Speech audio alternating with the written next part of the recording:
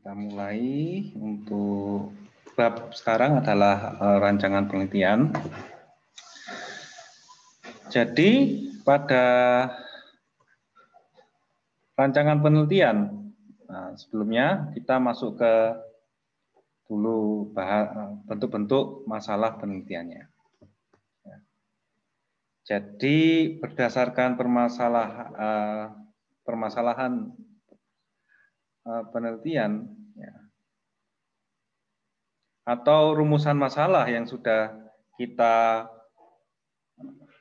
rancang pada bab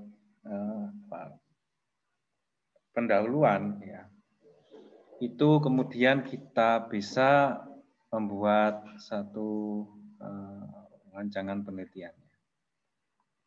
Secara umum, bagaimana nanti rancangan penelitian itu akan dibentuk, terus kemudian bagaimana akan dilaksanakan. Jadi bentuk-bentuk masalah penelitian ada permasalahan yang berkenaan dengan keberadaan variabel mandiri atau yang disebut dengan permasalahan deskriptif. Yang bisa kita sebut pula sebagai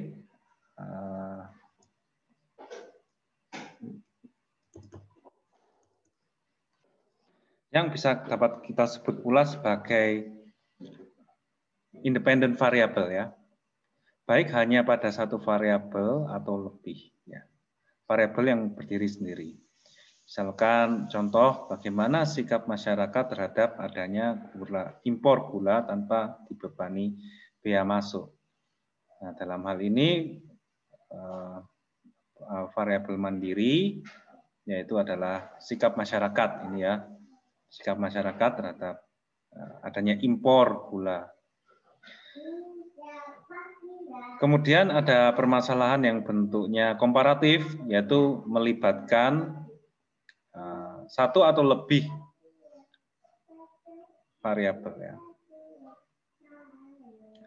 Jadi permasalahan komparatif adalah permasalahan penelitian yang bersifat membandingkan keberadaan satu variabel atau lebih pada dua atau lebih sampel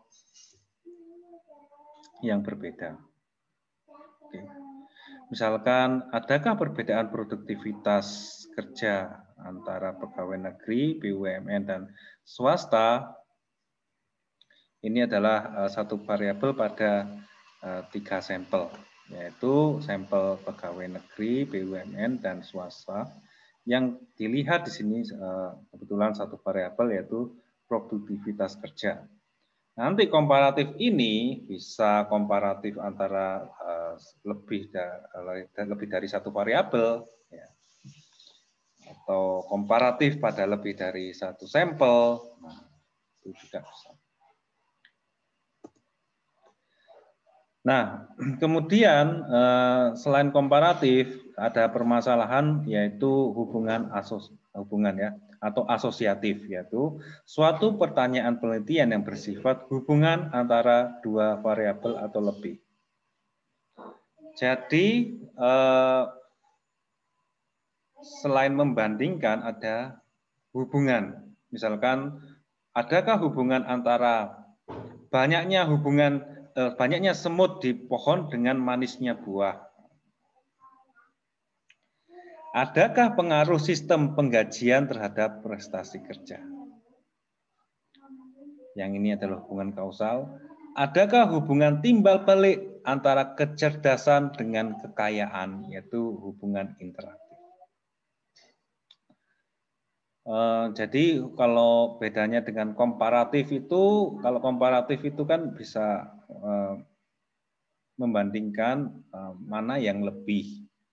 Misalkan kalau kita bicara sistem pengenalan, mana yang lebih akurat, gitu kan, ya. Yang satu lebih akurat daripada yang lainnya. Mana yang lebih cepat, gitu kan. Yang satu lebih cepat daripada yang lainnya. Itu kita mengcompare. Nah, kalau hubungan, ya itu nanti kita bisa membuat satu skema penelitian, misalkan hubungan apa yang akan kita investigasi hubungan misalkan korelasi gitu kan ya. Bisa kita paparkan dengan hubungan korelasi antara dua variabel gitu. Itu juga sudah hubungan. Atau hubungan kausal if then gitu kan ya. Itu ada juga rumusan statistiknya ya untuk melihat hubungan kausal ini. Pun demikian hubungan timbal balik ya. Nah, itu nanti bisa dimasukkan dalam golongan permasalahan yang bersifat asosiatif atau hubungan. Nah, sekarang kita berbicara macam-macam variabel penelitian. Seperti yang sudah kita ketahui bersama bahwa dalam penelitian, terutama dalam penelitian kuantitatif itu kita perlu melibatkan beberapa variabel. Yang beberapa variabel ini ialah satu berbentuk apa saja yang ditetapkan oleh peneliti untuk dipelajari sehingga diperoleh informasi tentang hal tersebut. Kemudian ditarik kesimpulannya. Oke. Jadi variabel ini bisa berarti hal-hal atau titik-titik yang akan kita fokuskan dalam penelitian ini. Macam-macam variabel penelitian itu ada beberapa, ada variabel independen bebas, ada variabel dependent yaitu terikat, variabel moderator, ada variabel intervening, ada juga variabel kontrol. Ya, variabel kontrol. Nah, variabel independen atau variabel bebas ialah variabel yang mempengaruhi atau yang menjadi penyebab terjadinya perubahan atau timbulnya variabel dependen.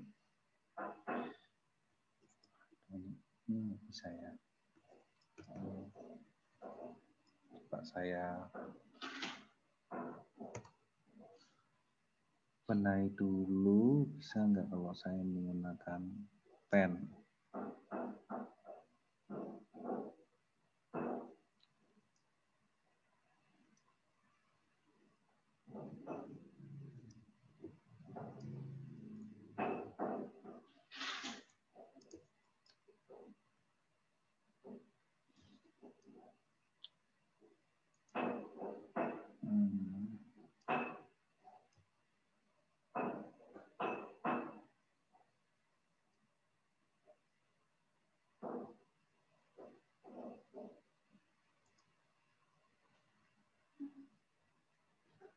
Apakah harus ini?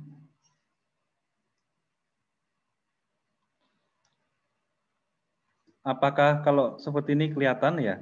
Kelihatan apa tidak? Terlihat, Pak. Kelihatan. Oh, terlihat. Oke, berarti seperti ini saja. Nah, tadi kita bahas macam-macam variabel ya. Jadi ada variabel independen dan terikat. Yang variabel independen ini adalah yang variabel yang mempengaruhi atau menjadi penyebab. Terus kemudian variabel dependen adalah yang terikat, yaitu adalah variabel yang dipengaruhi atau yang menjadi akibat. Karena adanya variabel bebas atau independent variabel. Nah, variabel independennya mungkin kita bisa bayangkan misalkan seperti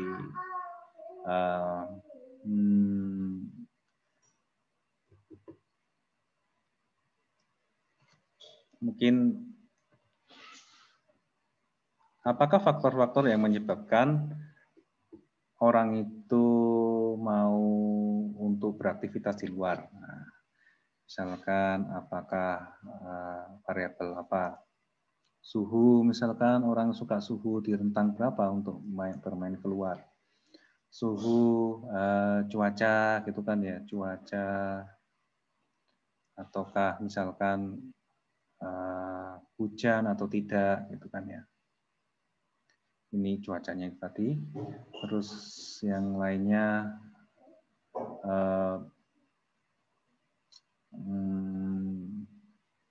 banyak hal ya, atau kondisi badan gitu ya. kondisi badan fit ataukah tidak.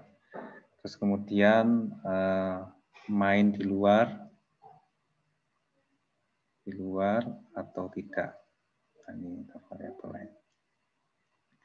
Nah, bisa kita katakan bahwa di sini variabel independennya atau variabel bebasnya adalah suhu, cuaca, dan kondisi badan. Dan variabel dependennya yaitu variabel yang dipengaruhi atau yang menjadi akibat itu adalah main di luar atau tidak.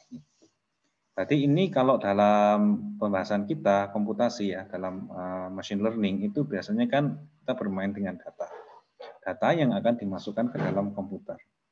Nah, yang menjadi fitur itu adalah suhu, cuaca, kondisi badan, sedangkan yang menjadi kelas atau kategorinya atau yang akan diprediksi itu adalah main di luar atau tidak. Itu yang dinamakan variabel-variabel ya. Kalau yang fitur itu adalah variabel independen, yang menjadi target atau kelasnya itu adalah variabel dependent atau terikat. Tentunya kalau kita penelitiannya berkaitan dengan machine learning, itu kita biasa mendefinisikan variabel-variabel apa sajakah yang menjadi feature, yang menjadi variabel independen, dan tujuannya apa gitu, variabel dependent. Ada lagi yang kemudian lebih kompleks lagi untuk mendefinisikan penelitian kita, itu ada variabel moderator, yaitu variabel independen kedua. Adalah variabel yang mempengaruhi dalam kurung memperkuat dan memperlemah hubungan antara variabel independen dengan dependen ini. Variabel moderator ya. Nah, ini nanti bisa dilihat gitu ya. Ada satu variabel baru yang kemudian kita ujikan nanti. Nah, untuk memperlemah atau memperkuat variabel yang sudah ada, suhu, cuaca, kondisi badan. Bisa kita tambahkan nanti di akhir gitu kan ya. Ketika variabel moderator ini ditambahkan, itu nanti sifatnya bagaimana? Akankah dia memperlemah atau bahkan memperkuat? Nah, itu kan ada metode statistiknya. Ada perhitungannya juga. Kemudian variabel intervening, yaitu variabel yang secara teoritis mempengaruhi dalam kurung memperkuat dan memperlemah hubungan antara variabel independen dengan dependen, tapi tidak dapat diamati dan diukur ya. Jadi mungkin bedanya antara variabel dengan variabel ini dengan variabel moderator itu tadi, yang variabel moderator itu masih bisa diamati dan diukur, sedangkan variabel intervening ini sesuatu yang tidak dapat diamati dan diukur. Kemudian ada yang terakhir itu variabel kontrol, yaitu variabel yang dikendalikan atau dibuat konstan sehingga pengaruh variabel independen terhadap dependen tidak dipengaruhi oleh faktor luar yang diteliti.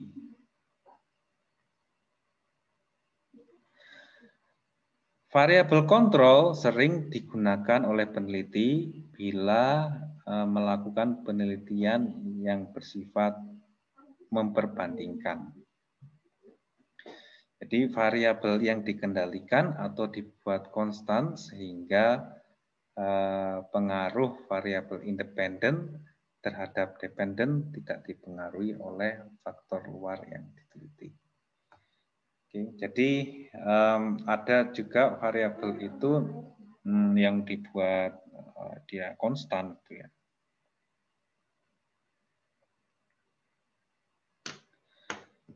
Oke, yang dibuat konstan. Sehingga kadang ada juga variabel itu ketika dibuat konstan itu nanti bisa dibandingkan gitu antara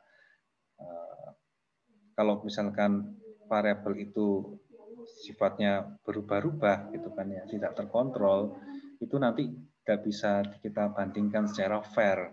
Tapi apabila variabel itu kita freeze, kita konstankan seperti itu, maka bisa kita bandingkan secara fair, secara statistik gitu kan.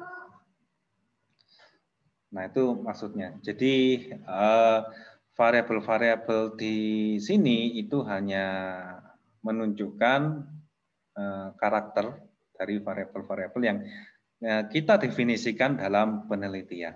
Nah, akan tetapi biasanya requirement dasarnya yang dibutuhkan adalah variabel independen dan variabel dependent. Baru kemudian beranjak apabila penelitiannya itu menjadi lebih kompleks, maka banyak jenis-jenis variabel-variabel lain yang mungkin bisa kita adakan. Terus kemudian desain dan klasifikasi dari penelitian. Nah, pada intinya desain penelitian atau rancangan penelitian adalah pedoman dalam melakukan proses penelitian. Di antaranya dalam menentukan instrumen pengambilan data, penentuan sampel, dan juga pengumpulan data serta analisa data itu sendiri. Ya, jadi karena bisa kita bayangkan bahwa rancangan penelitian itu starting from beginning, jadi memulai dari awal dari instrumen pengambilan datanya itu.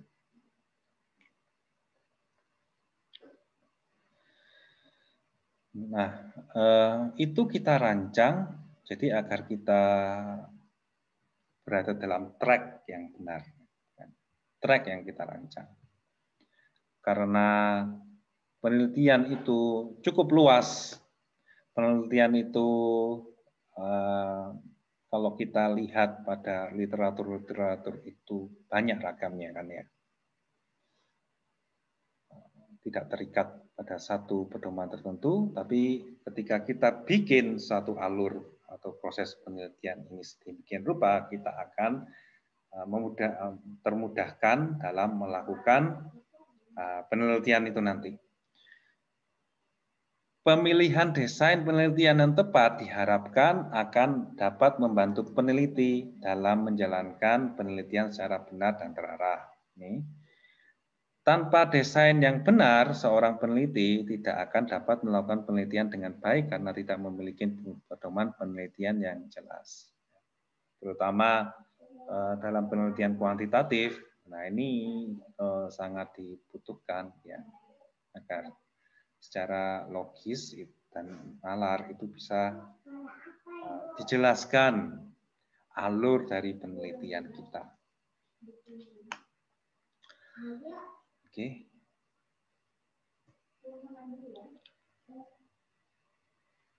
Klasifikasi penelitian. Metodologi penelitian dapat dibedakan menjadi ini sebenarnya tiga ini. Menurut tujuan, menurut metode, menurut tingkat penjelasannya. Menurut tujuan, menurut metode, dan menurut tingkat kejelasannya.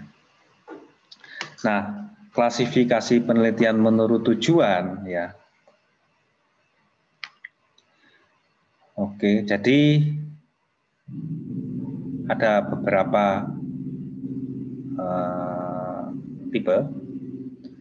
Ada basic research, ada applied research, ada evaluation research. Jadi kalau kita baca di literatur itu kan banyak sekali ya. Ada paper yang dia membahas tentang penelitian dasar, ada yang penelitian terapan, ada yang bersifat evaluasi. Nah, penelitian dasar ini itu biasanya itu penelitian yang meliputi pengembangan ilmu pengetahuan. Karakteristiknya biasanya terjadi di fakultas-fakultas yang dia memang basic science seperti ilmu pengetahuan alam, MIPA, ataukah matematika, statistika, yang dia mengembangkan ilmu pengetahuan dasar. Dan kalau kita di informatika ini sebenarnya adalah second layer, yang first layer-nya itu matematika ya, dan statistika. Kita second layer yang biasanya lebih kepada applied research, ya, penelitian yang menyangkut aplikasi dari teori untuk memecahkan permasalahan tertentu. Jadi kalau misalkan saya bisa kasih contoh machine learning, misalkan pemodelan jaringan syaraf tiruan itu dimodelkan oleh orang matematika, tapi kita menerapkannya menjadi satu aplikasi yang kemudian bisa dimanfaatkan oleh orang-orang untuk bisa beraktivitas. Nah, itu adalah applied research atau penelitian terapan, yaitu tadi lebih ke aplikasi teori ya. Terus kemudian ada penelitian evaluasi, yaitu penelitian yang diharapkan dapat memberikan masukan atau mendukung pengambilan keputusan tentang nilai relatif dari dua atau lebih alternatif tindakan. Jadi mengevaluasi, mengcompare dari beberapa metode yang ada. Saya misalkan dalam metode machine learning ada beberapa model pembelajaran, bias, KNN, jaringan syaraf tiruan dan sebagainya untuk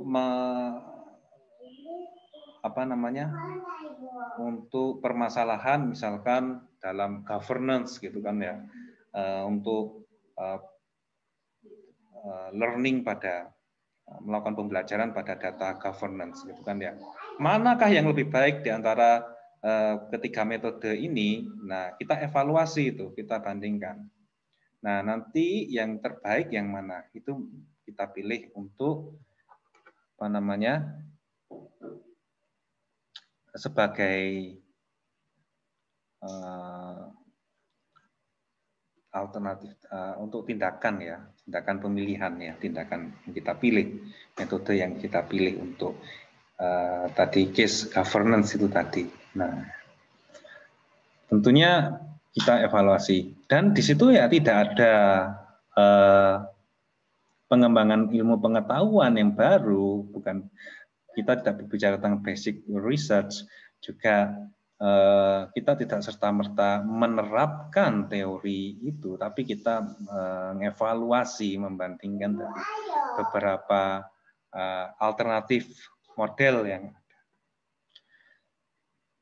Oke. Terus kemudian ada juga penelitian dan pengembangan ya. Penelitian yang bertujuan untuk mengembangkan produk sehingga produk tersebut mempunyai kualitas yang lebih tinggi. Itu biasanya pada industri ataukah di organisasi ya, yang dia melakukan penelitian secara berjenjang. Ya utamanya di industri ya. Produknya itu akan dikembangkan sehingga lebih memanjakan customer gitu kan ya. Penelitian tindakan atau action research itu penelitian yang dilakukan untuk segera digunakan sebagai dasar tindakan pemecahan masalah yang ada pada masalah sosial. Ini. Jadi misalkan ada satu fenomena di masyarakat itu misalkan perlu tidak kita ini seperti itulah kan sering banyak jadi case di masyarakat itu ya, menjadi kebijakan publik gitu. Misalkan ada satu fenomena Gojek gitu kan, Gojek hadir di masyarakat pada awalnya dulu menciptakan satu konflik dengan tradisional ojek gitu kan ya. Nah, ada bentrokan ini perlu kita selesaikan masalahnya, karena akan menimbulkan masalah sosial. pada saat itu, sehingga perlu dilakukan penelitian pemecahan masalah apa yang diperlukan sehingga untuk menjembatani antara dua pihak yang sedang berkonflik ini. Jadi perlu kita buat aturan-aturan ya yang fair seperti itu untuk mereduksi masalah sosialnya itu. Nah, itu penelitian tindakan atau action research ya.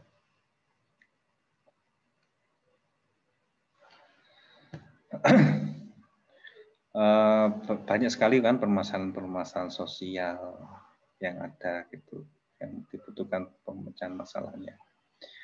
Penelitian studi kasus adalah penelitian yang memusatkan perhatian pada satu kasus tertentu menggunakan individu atau kelompok sebagai bahan studinya dengan fokus untuk menggali informasi yang lebih dalam untuk menjawab permasalahan, yaitu bersifat biasanya deskriptif dan eksploratif. Studi kasus, nah biasanya dalam studi kasus tertentu pada perusahaan XYZ atau misalkan dalam satu kelompok masyarakat tertentu. Studi kasus dalam suatu daerah tertentu atau misalkan dalam perusahaan atau organisasi tertentu.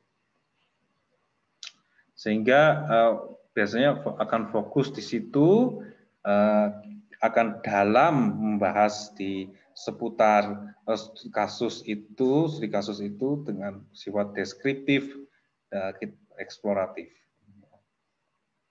Banyak deskripsi atau penjelasan yang berkaitan dengan lingkup studi kasus tersebut dan juga eksploratif. Jadi lebih mengembang ya. Jadi lebih dalam. Nah, itu tapi terbatas pada kasus tertentu ya. Jadi belum tentu bisa diduplikasi di kasus yang lain. Bisa saja kita misalkan merancang sebuah algoritma optimasi untuk proses produksi pada perusahaan XYZ. Di kasus pada perusahaan XYZ. Nah, deskripsi tentang perusahaan itu jelas ada di dalam situ. Terus kemudian permasalahan yang ada pada produksi pada perusahaan tersebut, kita eksplorasi, ya. Ada batasan-batasannya, terus kemudian proses produksinya, tahapan-tahapannya kita eksplorasi. Nah, akan tetapi belum tentu itu bisa diduplikasi ke studi kasus yang lainnya atau ke perusahaan yang lainnya. Ini adalah ciri khas penelitian studi kasus. Nah, terus kemudian klasifikasi penelitian menurut metode. Nah, penelitian menurut metode ini ada penelitian survei, ada penelitian ex post facto, penelitian survei, yaitu penelitian yang dilakukan pada populasi besar maupun kecil. Data yang dipelajari adalah data sampel yang diambil dari populasi tersebut, digunakan untuk mengetahui kejadian-kejadian relatif distribusi hubungan antar variabel. Dilakukan untuk mengambil suatu generalisasi dari pengamatan yang tidak mendalam. Di metodenya, misalkan kita melakukan survei pada satu populasi tertentu atau pada sampel tertentu ya. Oke, dalam suatu kota, dalam satu daerah dan lain sebagainya. Ex post facto yaitu penelitian untuk meneliti peristiwa yang telah terjadi dan kemudian merunut ke belakang untuk mengetahui faktor-faktor yang dapat menimbulkan kejadian tersebut. Ada suatu fenomena atau peristiwa, terus kita track back. Gitu. Ada satu fenomena misalkan tsunami. Faktor-faktor apa saja kah yang menyebabkan tsunami itu? Misalkan ada ditelusuri ada gempa bumi, terus kemudian misalkan suatu wilayah itu ketinggiannya terhadap permukaan air itu lebih rendah. Misalkan ya, contoh-contohnya. Ini contoh yang di sini misalkan penelitian untuk mengungkapkan sebab-sebab terjadinya kebakaran pabrik sepatu. Kalau misalkan dalam bidang komputasi apa ya?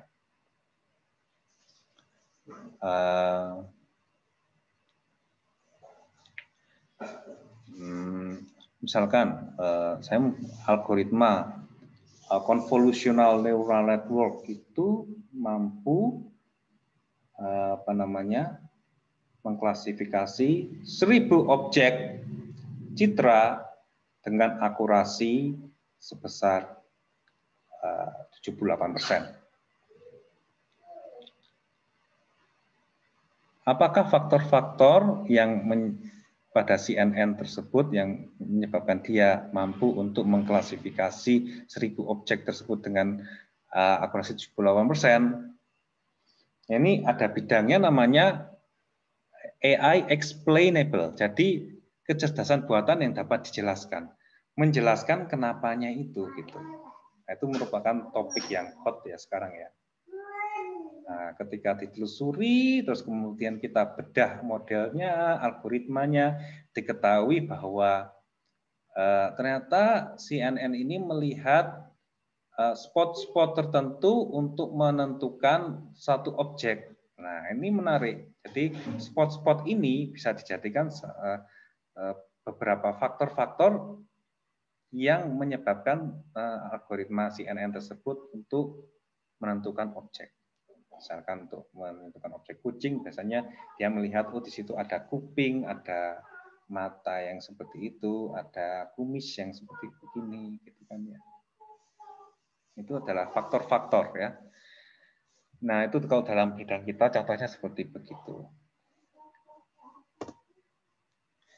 Terus kemudian ada penelitian sejarah, penelitian berkaitan dengan analisis logis terhadap kejadian yang berlangsung di masa lalu, yaitu biasanya pada sosial ya. Kita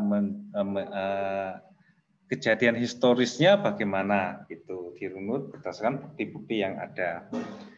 Penelitian eksperimen, nah ini biasanya kita ini ya penelitian yang berusaha mencari pengaruh variabel tertentu terhadap variabel lain dalam kondisi yang terkontrol secara ketat. Yang kondisi yang terkontrol secara ketat. Misalkan kalau kita ingin menguji sebuah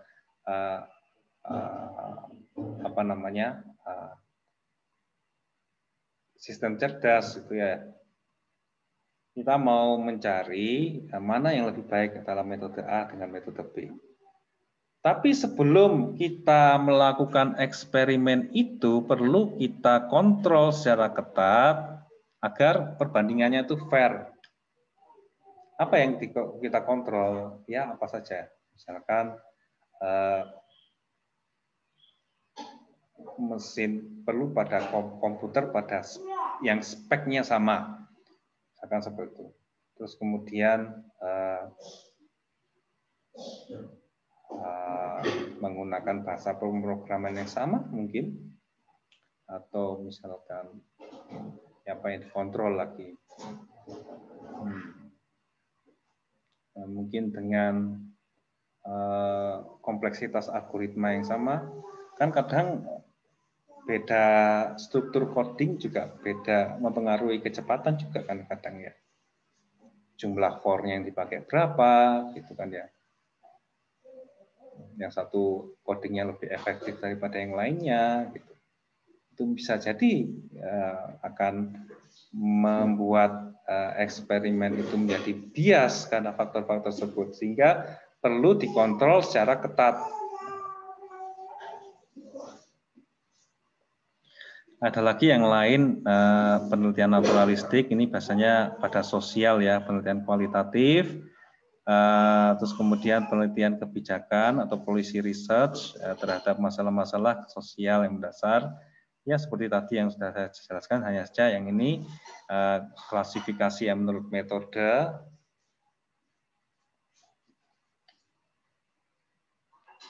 Misalkan dalam case COVID-19 gitu ya, apa yang harus dilakukan oleh pemerintah gitu. Kita orang komputasi itu juga bisa berperan untuk melihat ya, untuk melihat berdasarkan data,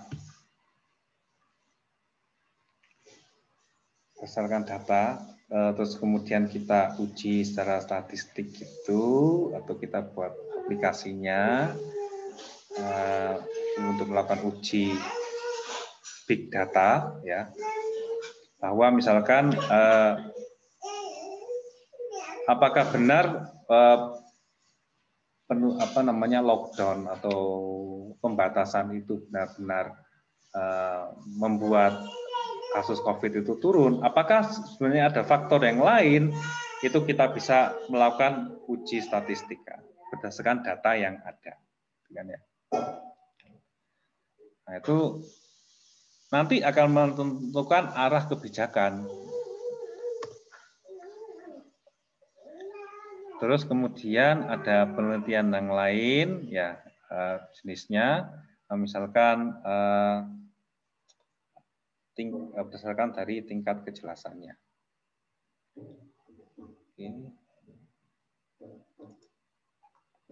Oke, sebentar saya mau minum dulu.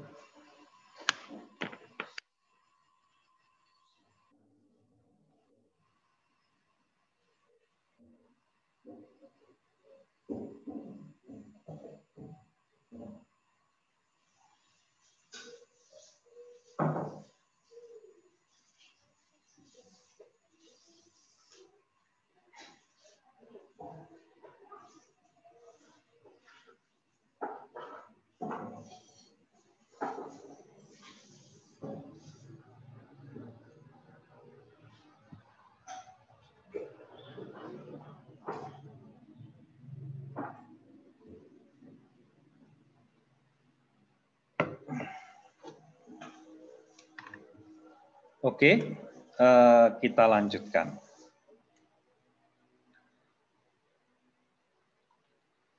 Nah,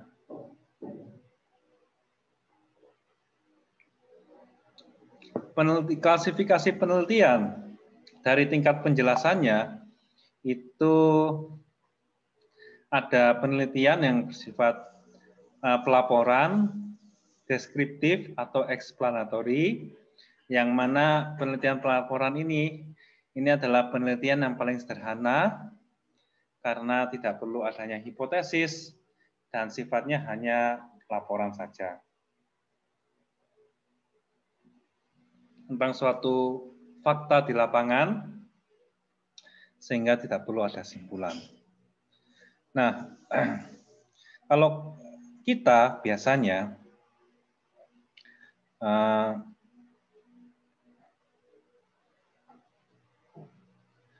itu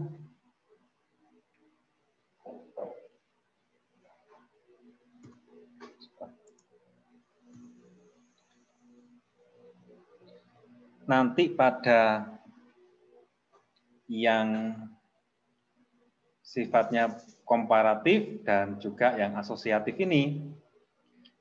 Nah, kalau yang ini pelaporan deskriptif dan explanatory, biasanya lebih dari ini ya, lebih dari ini ya. Yang deskriptif ini merupakan nilai variabel mandiri, baik satu variabel atau lebih, tanpa membuat perbandingan atau menghubungkan dengan variabel yang lain untuk mencari jawaban who, what, and where. Misalkan profil pelaku bisnis di Indonesia. Terus kemudian penelitian explanatory untuk mencari jawaban why and how. Umumnya penelitian ini didasarkan pada teori yang dipakai sebagai kriteria untuk mencari jawaban tersebut.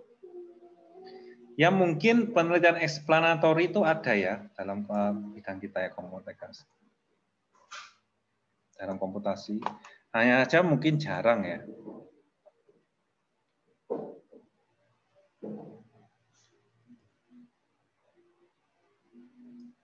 nanti bisa saya adakan ini untuk mencari jawaban why, how, utamanya dalam machine learning ya, untuk menjawab pertanyaan kenapa kok jaringan syaraf tiruan dalam atau deep learning itu mampu untuk melakukan klasifikasi citra dengan tingkat akurasi misalkan 80% gitu. Jadi bidangnya itu nanti namanya AI explainable.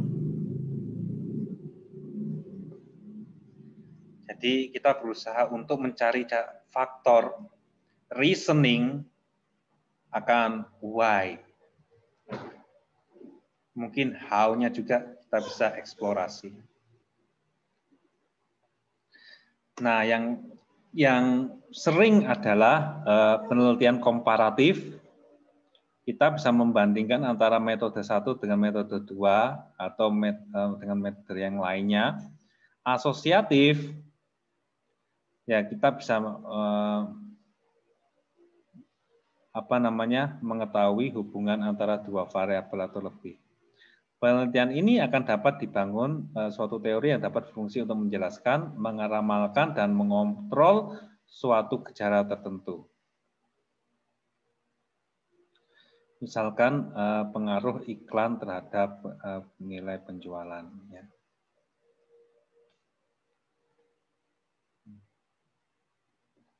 Oke.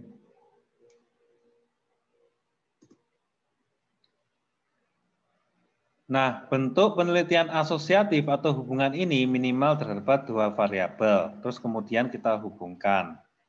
Bentuk hubungan antara variabel ini itu ada beberapa.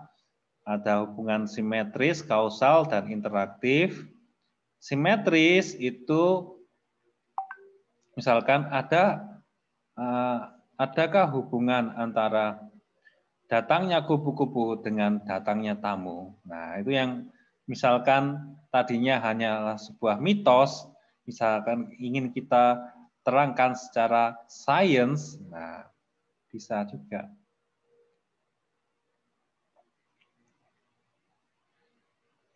Hubungannya apa gitu.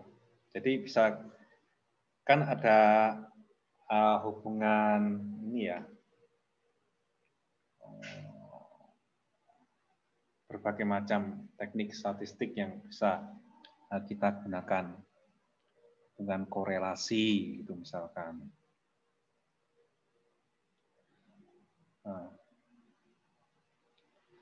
Korelasi itu pun ada korelasi yang positif, korelasi negatif, ada korelasi zero atau tidak ada korelasi sama sekali. Misalkan dari data tersebut, misalkan, oh ternyata frekuensi kehadiran kupu-kupu dengan datangnya tamu itu seberapa tinggi, misalkan 70% gitu. Ya mungkin saja ada hubungannya ya. Kausal, sebab akibat.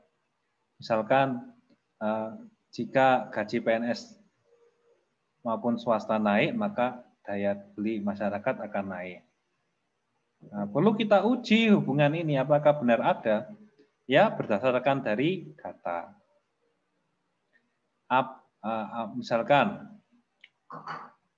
apabila sampel data itu ditambah, maka akurasi dari machine learning itu akan semakin meningkat. Nah, perlu kita uji juga apakah hubungan kausal ini itu benar gitu. Jadi di dalam penelitian kita, komputasi itu pun hubungan-hubungan antar variabel ini kadang secara tidak sadar kita lakukan. Kemudian kita eksplorasi apakah benar hubungan-hubungan ini, hubungan simetris kah, hubungan kausal kah, ataukah hubungan interaktif? Ya. Hubungan interaktif, misalkan bila pengeluaran untuk iklan naik,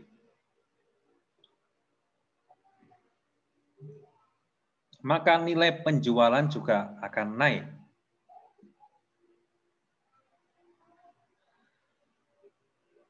Dan bila nilai penjualan naik, maka biaya untuk iklan akan naik juga. Nah, berarti hubungan saling mempengaruhi ya. Jadi ini lebih banyak variabel lagi ya.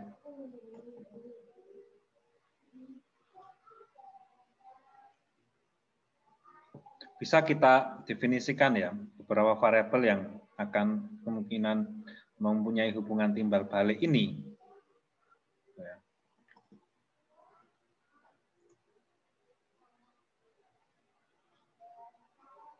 Terus kemudian metode penelitian.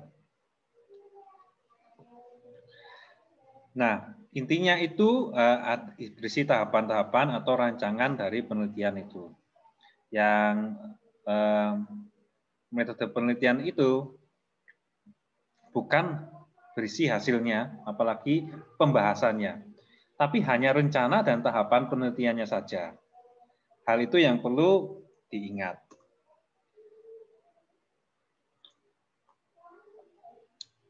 Misalkan tahapan penelitian mulai dari pengumpulan data. Data ini sendiri bisa kita dapatkan dari secara primer dan sekunder. Kita akuisisi langsung ataukah kita dapatkan dari pihak yang lain gitu. Kita download misalkan dari Kaggle ataukah dari sumber dataset yang lain, itu bisa kita lakukan.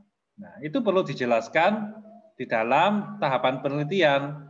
Jadi masing-masing bagian ini dijelaskan apa saja yang dilakukan. Pengumpulan data, pemrosesan awal data, terus metode yang akan digunakan atau diajukan, bagaimana kita melakukan eksperimen atau pengujiannya, lanjut, kemudian bagaimana kita mengevaluasi hasil dari eksperimen itu.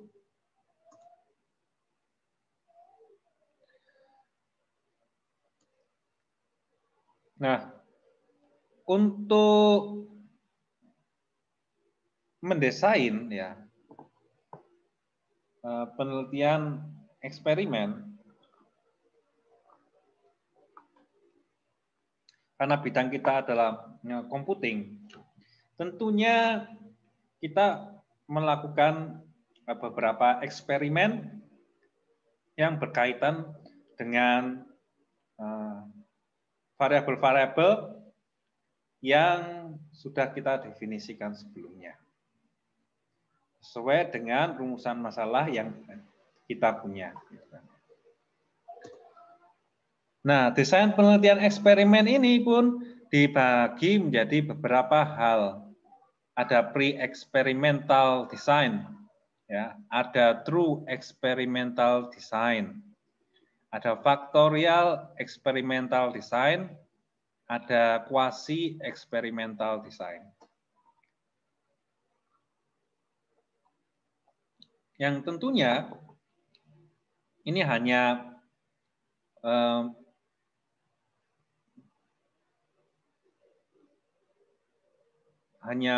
klasifikasi dari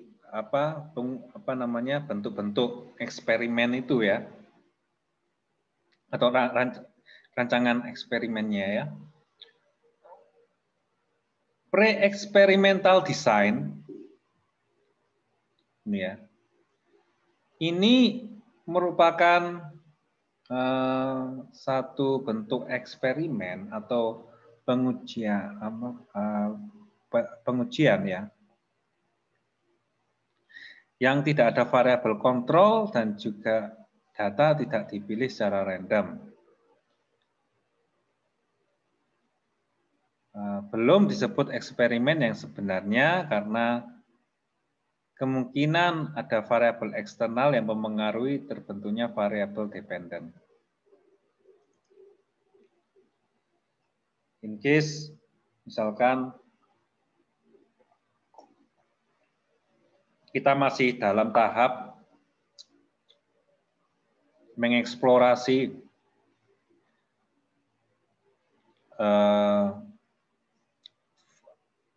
ini kan masih dalam rancangan penelitian ya, rancangan eksperimen yang akan kita lakukan.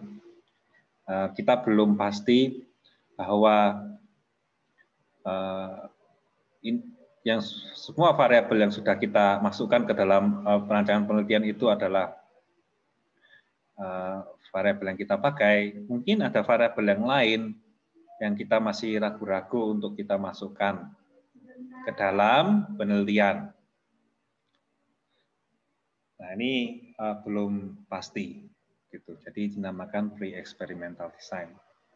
Yang bentuk dari pre-experimental design ini ada beberapa. Nah, ada one-shot case study, ada one group pre-test post-test design, ada intact group comparisons. Kalau kita bisa gambarkan one shot case study, X ini adalah perlakuan yang diberikan, yaitu variabel independen. Terus kemudian O itu adalah hasil atau variabel dependennya. Misalkan X-nya itu apa? X-nya itu adalah tadi itu ya, cuaca, main di luar atau di dalam.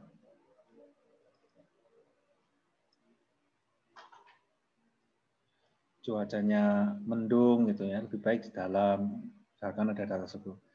Cuacanya hujan, misalkan main di luar karena sedang hujan-hujanan. Ada yang sampel yang lain tuh cuacanya cerah, itu baru main di luar. Tergantung sampelnya bagaimana.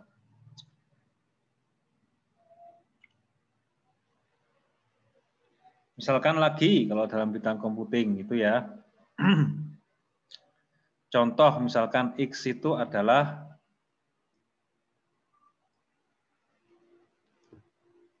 X ini kan perlakuan yang diberikan.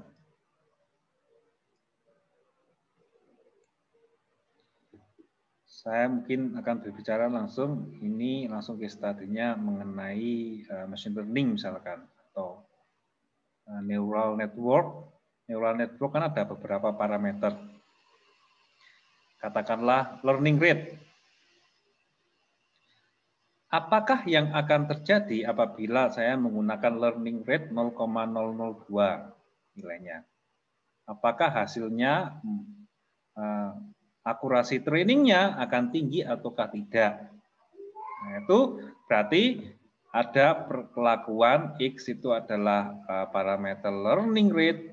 Nah, terus kemudian O itu adalah hasil, yaitu berupa akurasi itu tadi, akurasi dari prediksi untuk training data.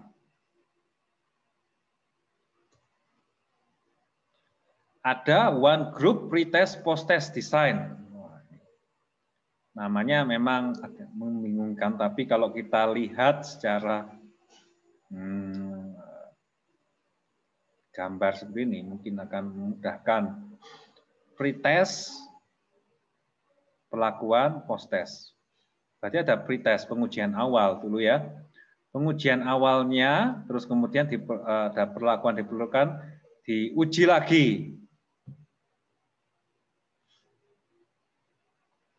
Dalam kasus neural network, misalkan awalnya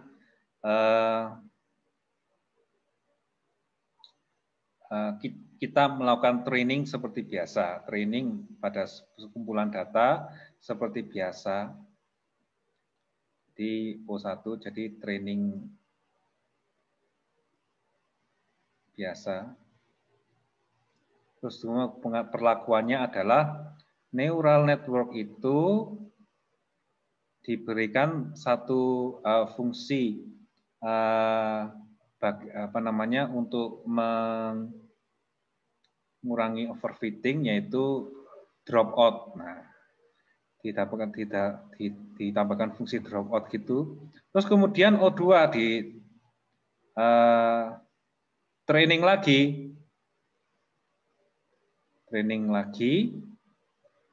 hasilnya bagaimana? Tadi kan pada sebelumnya ada training biasa, itu kan hasilnya bagaimana, akurasinya. Setelah neural network itu ditambahkan fungsi dropout, kemudian di training lagi, nanti hasilnya bagaimana? Ada perubahan ataukah tidak? Antara pretest dengan post-test setelah perlakuan itu diterapkan ke dalam model. Terus kemudian ada satu bentuk lagi yang namanya intake group comparison. Wah. Kalau dilihat dari struktur diagramnya seperti ini, jadi X ya, itu adalah perlakuan yang diberikan. O1 hasil pengukuran setengah kelompok yang diberi perlakuan, dan O2 hasil pengukuran setengah kelompok yang tidak diberikan perlakuan. Jadi misalkan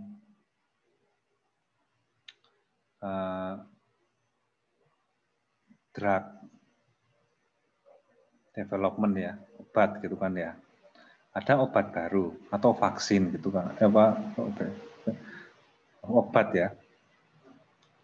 Kalau vaksin itu untuk diharapkan tadinya adalah kekebalan. Coba dites pada satu kelompok, dibagi hasil dari pembagian dari populasi yang lebih besar ya. Jadi kelompok 1, kelompok 2. Kelompok 1 dikasih vaksin tersebut dalam pengembangan, dan kelompok 2 tidak diberikan, gitu kan ya. Nah, itu nanti bagaimana perbedaan hasilnya gitu. Dilihat dari beberapa bulan atau tahun berikutnya, atau misalkan diberikan sebuah teknik pengobatan tertentu dalam satu populasi, dalam satu kelompok gitu ya, dengan dibandingkan dengan kelompok lain yang tidak dikasih teknik pengobatan tersebut, bagaimanakah perbedaannya? Oke. Nah, itu contoh intake group comparison ya. Intake group comparison.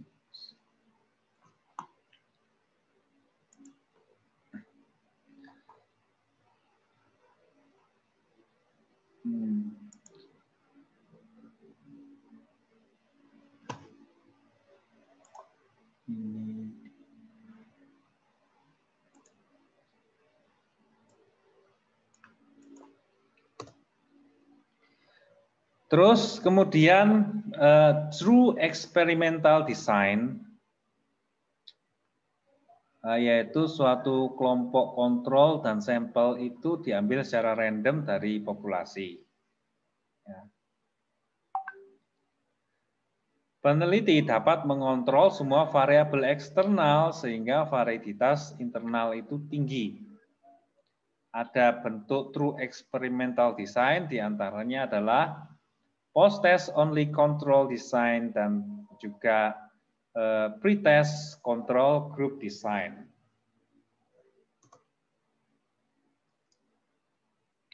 Nah, kalau kita lihat diagramnya seperti demikian ya. Jadi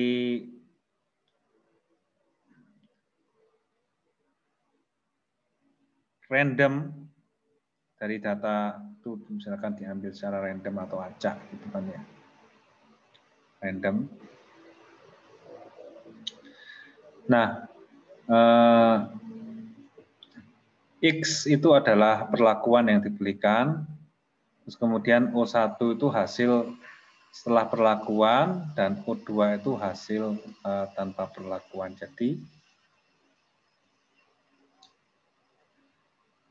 dari data yang random itu, ada yang dapat perlakuan, dan juga yang tanpa perlakuan. Nanti perbedaan hasilnya itu bagaimana.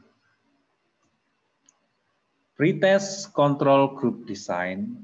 Nah, ini berarti kita lebih kompleks lagi. Dari data yang random atau acak dilakukan sebuah pretest.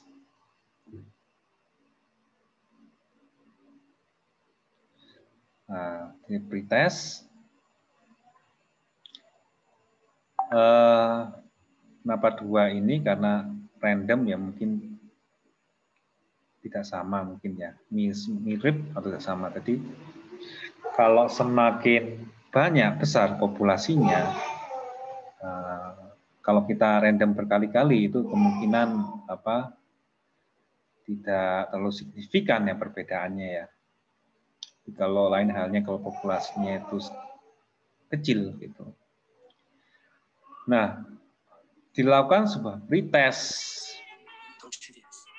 Pretest terus mendapatkan perlakuan tertentu, terus kemudian O2 ini adalah post test setelah perlakuan, dan O4 ini adalah post test tanpa perlakuan. Ya, mungkin kita bisa membayangkan lah ya, seperti tadi itu kita adakan pretest dulu, misalkan dalam machine learning itu tadi kita tes akurasi dan kecepatannya, terus kemudian kita tambahkan model itu dengan fungsi tertentu. Efeknya apa? Akurasi mungkin meningkat, ada efek lain mungkin kecepatannya lebih lambat karena ada proses yang lain.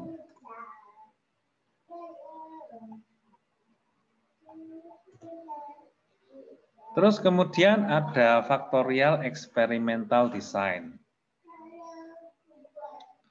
Yang factorial experimental design ini adalah perbaikan dari true experimental design dengan memperhatikan kemungkinan adanya variabel moderator yang mempengaruhi perlakuan. Seluruh kelompok dipilih secara random dan masing-masing dilakukan pretest. Kelompok penelitian hanya dinyatakan baik apabila setiap kelompok memiliki nilai pretest yang sama.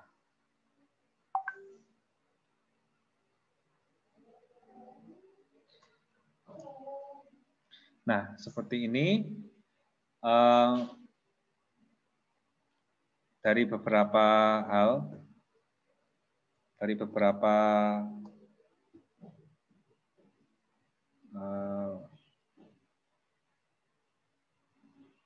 eksperimen ya, dari beberapa eksperimen, ada yang ini ada perlakuan X, ada yang tidak diperlakukan, terus kemudian ada yang diperlakukan X, ada yang tidak diperlakukan. Nah, pada penelitian ini kita melihat di sini ada faktor-faktor penentu.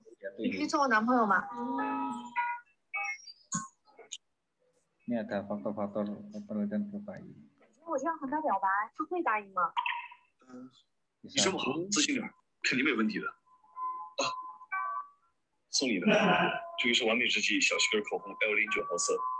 Mati mana, men? Dari luar ini ya. Ya, Mas Muhammad Tantowi. Silakan kalau ada yang mau ditanyakan.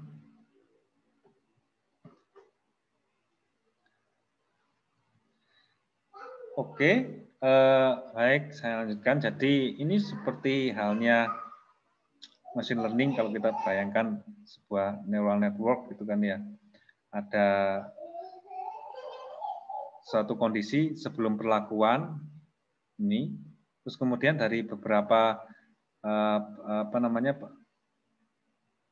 beberapa eksperimen yang telah di set up, eksperimen 1, 2, 3, 4 ini menghasilkan hasil post test yang berbeda-beda mungkin ya. Yang ini mungkin bisa jadi hasilnya setelah perlakuan itu yang kedua ini adalah sama, bisa jadi. Ataukah hasilnya bisa berbeda juga, gitu kan ya. Apakah hasilnya ini yang O4 dan O8 ini sama, bisa juga berbeda juga ya. Yang O4 dan O6 juga hasilnya bisa berbeda ataukah sama. Nah, hasil ini nanti bisa diinvestigasi balik, faktor-faktor apa sajakah yang menyebabkan hasilnya itu sama ataukah hasilnya itu berbeda. Ya ini Y1, dan Y2 ini yang disebut dengan variabel moderator atau mencari faktor-faktor yang mempengaruhi hasilnya itu tadi.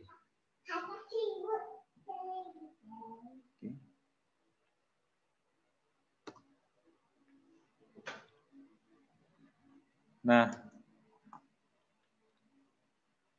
ini tadi ada lagi namanya quasi experimental design. Ini digunakan ketika kita sulit mendapatkan kelompok kontrol seperti pada true experimental design. Nah, ada beberapa bentuk quasi experimental design. Misalkan ada time series design dan non-equivalent control group design.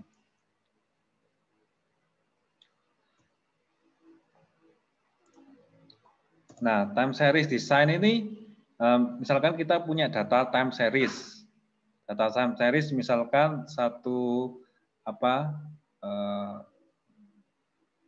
kejadian terpapar COVID gitu kan dalam satu populasi tertentu. Misalkan perlakuannya ini apa? Misalkan lockdown gitu kan ya, lockdown. Awalnya itu grafiknya itu segini. Tapi ketika di lockdown, habis di lockdown, apakah ada perubahan yang segini? Ataukah malah tetap naik aja, tidak berpengaruh ya? Dan ini post test. Post testnya. Ini pre-test. Pre-testnya kecenderungannya kalau dilihat grafiknya akan semakin menaik.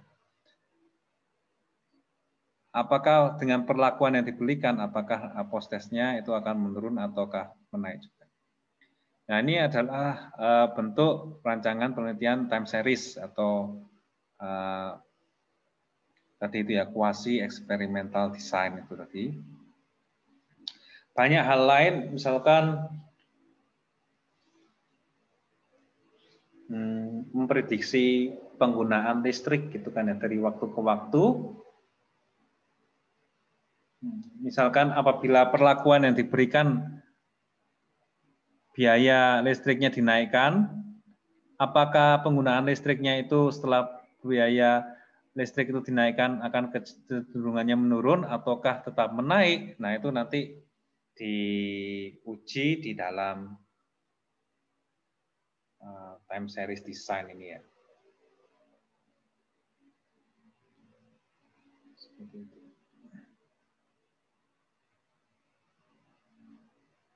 Dan banyak hal lagi mungkin kita bisa pikirkan ya.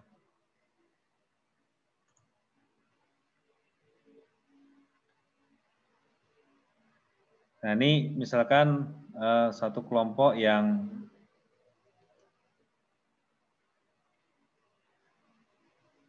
tidak dipilih secara random. Hampir sama dengan pretest post-test control group design, hanya saja desain ini kelompok tidak dipilih secara random. Atau non-equivalent control.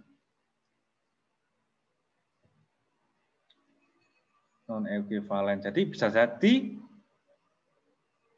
sampelnya itu berbeda gitu kan ya. Sampelnya itu berbeda.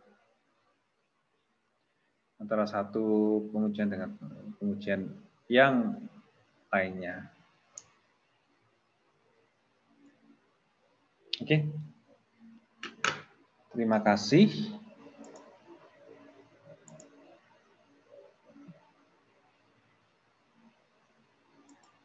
Oke, terima kasih. Mungkin dari sini ada pertanyaan. Silahkan.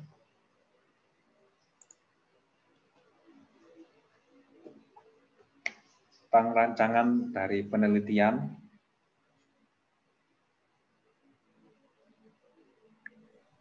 Permisi, Pak. Ya. Tadi waktu factorial experimental design ini, Pak, saya agak kurang mengerti, Pak ya. Yang mana? Ini. Nah ini ya, saya jelaskan ulang, Pak. Oh ya. Jadi kan ada pretest, terus kemudian post-testnya.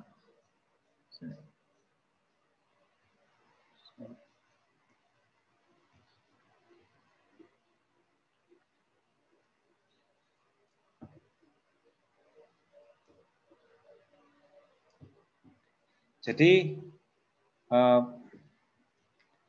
pada factorial experimental design ini pada intinya kita mencari faktor-faktor apa sajakah yang mempengaruhi hasil dari post-testnya ini.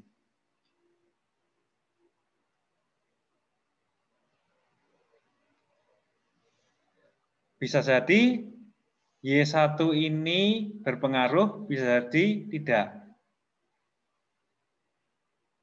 Bisa jadi pula Y2 ini berpengaruh, bisa jadi juga tidak. Nah, bagaimana caranya? Ya dengan kita men-set up eksperimen faktorial ini. Jadi yang tadinya kalau tanpa Y1 dan Y2 ini kita hanya ada pretest dan juga post-test, baik itu dengan perlakuan maupun tanpa perlakuan, maka dengan ditambahkan satu variabel moderator ini kita bisa mengecek apakah benar faktor-faktor Y1 dan Y2 ini turut mempengaruhi hasil dari post-test selain dilakukan perlakuan ini, perlakuan X ini tadi. Oh, oke, Pak. Mengerti saya, Pak. Terima kasih. Ya. Jadi itu kalau dalam bidang kecerdasan buatan itu sebenarnya ada materi tambahan namanya AI explainable atau reasoning. Kita mencari faktor-faktor yang berpengaruh dalam AI tersebut menentukan sesuatu. Nah, misalkan tadi itu, misalkan gini, dari sekumpulan data berupa dataset, dalam satu dataset itu kan ya, kan ada hasilnya, misalnya dari sekumpulan faktor-faktor, saya mempunyai 100 faktor data, ada 100 faktor, 100 variabel.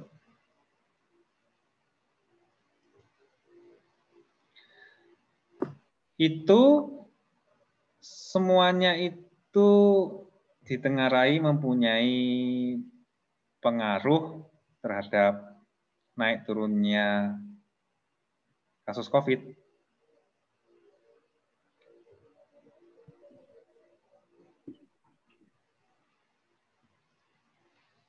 Nah, variabel-variabel ini juga time series juga gitu. Nah, misalkan seperti ini ya. Satu variabel itu bisa jadi kasus mobility, ada kasus mobility atau perubahan mobilitas masyarakat pada satu tempat tertentu, kantor, taman, misalkan ada faktor misalkan ketersediaan rumah sakit di suatu tempat tertentu, atau misalkan apakah orang-orangnya itu kecenderungannya mempunyai penyakit lain, misalkan diabetes atau tidak, atau faktor lingkungan, misalkan musim panas, musim dingin, gitu kan ya. Ada faktor lingkungan seperti cuaca, ultraviolet, dan lain sebagainya, itu masuk dalam 100 variabel ini. Ya. Nah, tentunya dengan post-test, adanya beberapa, kita sebutnya variabel moderator ini, ya, baik diterapkan lockdown X maupun tidak, nah kita cek apakah benar ini faktor-faktor yang menentukan. Bisa jadi faktor yang menentukan itu dari 100 ini mungkin hanya sekitar 5 atau setengahnya atau 50, bisa jadi. Itu nanti kita bisa menguji dengan beberapa algoritma, ada yang namanya PCA, ada yang namanya SVD, atau kita menggunakan suatu teknik jaringan syaraf tiruan tertentu untuk mengetahui apakah benar faktor-faktor ini atau Y1 dan Y2 ini merupakan faktor penentu. Seperti itu. Jadi ini pretestnya kita juga sudah ada pretestnya, ya berupa grafik itu tadi, COVID itu tadi, sebelum dilakukan lockdown maupun tidak. Terus kemudian post-testnya juga ada hasilnya ini. Baru kita mencari faktor-faktor penentunya.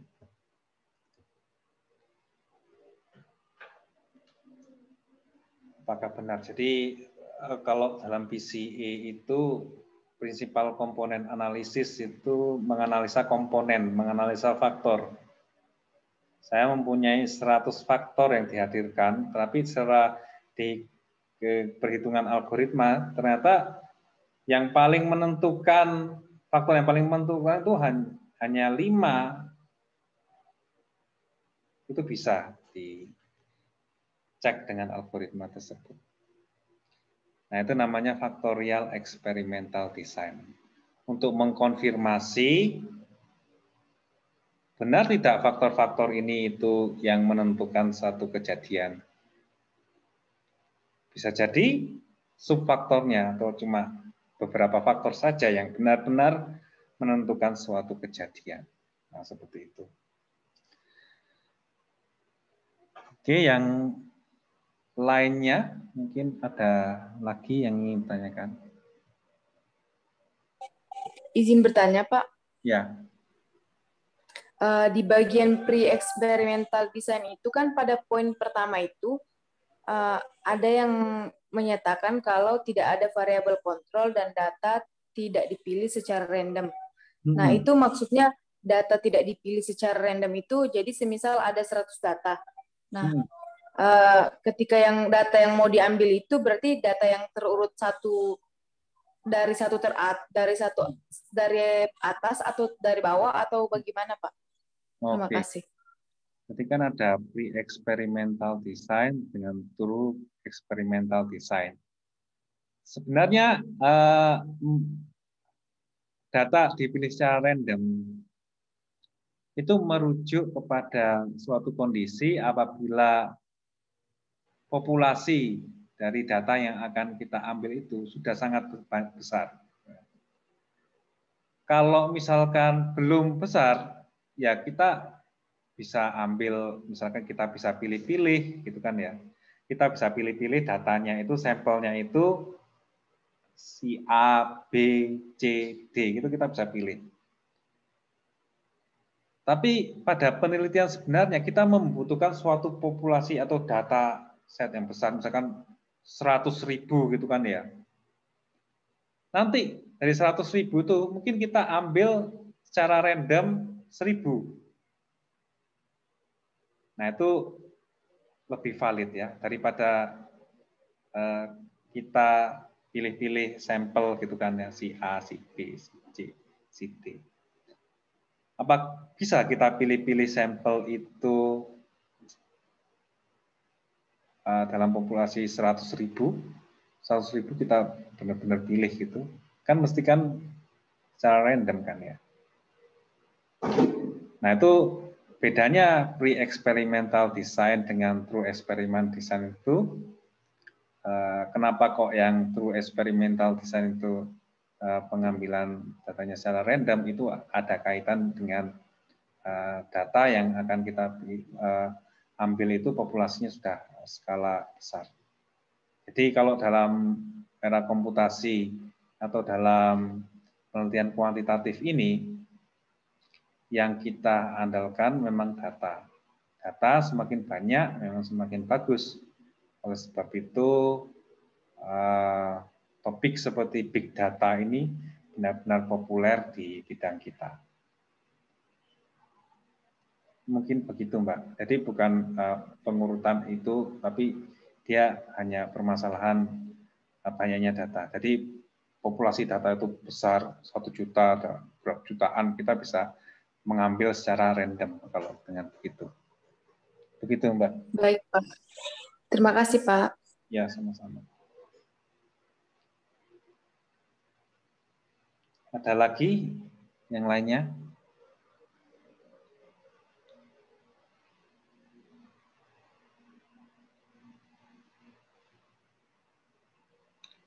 Oke, sekarang sudah jam 11:30. Oke, kalau tidak ada pertanyaan lagi, oke, mungkin saya akhiri sampai di sini. Ya, mungkin nanti kalau ada tugas, ya nanti saya akan umumkan di classroom. Baik, yang hadir ada 30 orang.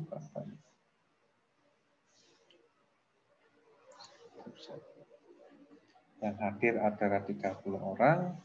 Saya coba cek di shadow-nya.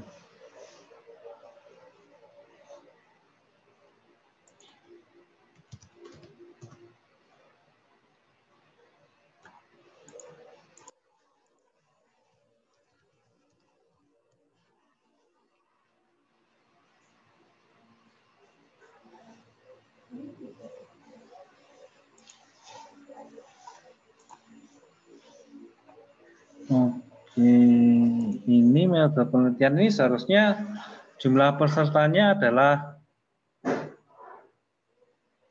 40.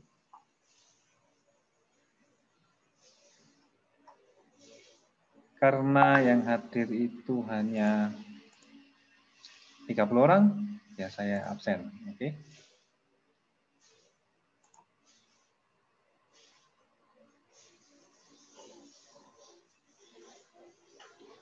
Sekarang adalah kita membahas tadi rancangan penelitian.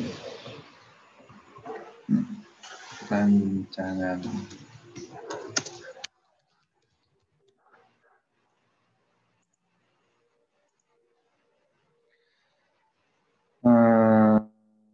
Presensi mahasiswanya ini, oke. Saya panggil satu persatu ya. Musantia Pracanda,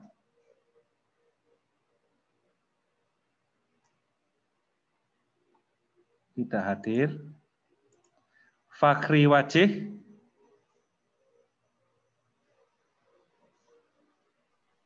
tidak hadir.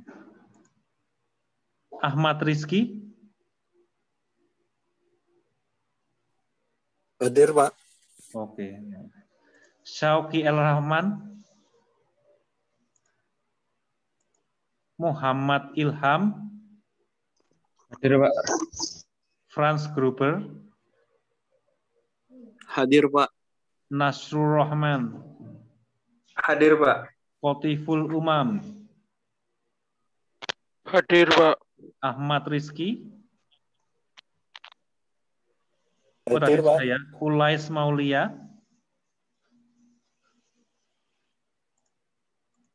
Farid Muhammad.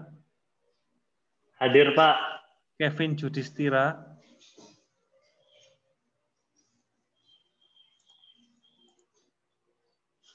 Galang Alfrian. Akmal Rizaldi. Hadir, Pak. Mutia Ayu. Hadir, Pak. Rishani Putri. Hadir, Pak. Nur Iqbal. Hadir, Pak. Helena Eka.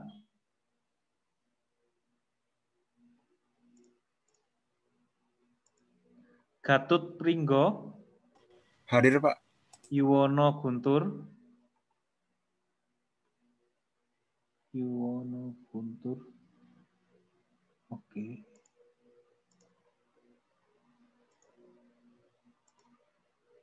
Yuwono tadi sampai Yuwono Guntur.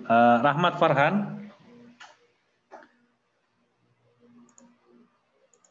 Sabran Fauzan. Hadir, Pak. Oh, Ataka Badru Duja. Hadir, Pak. Muhammad Istopir. Hadir, Pak. Ali Akbar. Muhammad Rehan.